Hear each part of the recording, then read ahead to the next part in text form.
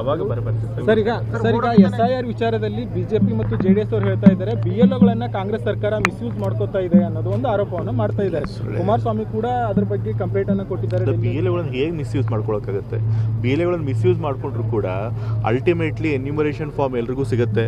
ಆ enumeration form ಅಲ್ಲಿ ಏನ್ ಮಾಹಿತಿ ಕೊಟ್ಟಿರ್ತಾರೆ ಅದನ್ನ ಎಲೆಕ್ಷನ್ ಕಮಿಷನ್ ಅವ್ರು ನೋಡ್ತಾರೆ ಅಲ್ವಾ. ನಾವ್ಯಾರೋ ತಪ್ಪು ವೋಟರ್ ಅಲ್ಲದೆ ಇರೋರಿಗೆ ಜೆನ್ಯೂನ್ ವೋಟರ್ಗಳಿಗೆ ನಾನು ಎನ್ಯೂಮರೇಷನ್ ಫಾರ್ಮ್ ಕೊಡಿಸಿದ್ರು ಕೂಡ ಅದು ಎಲೆಕ್ಷನ್ ಕಮಿಷನ್ ಅವ್ರಿಗೆ ಗೊತ್ತಾಗೋದಿಲ್ವಾ. ಮತ್ತೆ 2025 ಅವ್ರ ವೋಟರ್ ಹೆಸರು ಇರಬೇಕು, 2002 ವೋಟರ್ ಲಿಸ್ಟಲ್ಲಿ ಅವ್ರ ಹೆಸರು ಇರಬೇಕು. ಆ ರೀತಿ ಇದ್ದಾಗ ಜೆನ್ಯೂನ್ ವೋಟರ್ಸ್ ಎಲ್ಲರಿಗೆ ಬೇರೆಯವ್ರಿಗೆ ನಾವು ಸೇರ್ಸಕ್ಕೆ ಸಾಧ್ಯ ಆಗುತ್ತಾ? ಸುಮ್ಮನೆ ಬೇಕು ಅಂತ ಟೀಕೆ ಮಾಡಿದ್ದಾರೆ. ಫಸ್ಟ್ ಆಫ್ ಆಲ್ SIR ಮಾಡಿ ವೋಟರ್ ಹಕ್ಕುಗಳನ್ನ ಕಿತ್ಕೊಳ್ಬೇಕು ಅಂತ ಪ್ರಯತ್ನ ಮಾಡ್ತಿರೋರು ಅವರು, ಜನರ ಹಕ್ಕನ್ನು ಕಿತ್ಕೊಂಡು ಕೊಟ್ಟಿರೋರು ಅವರು.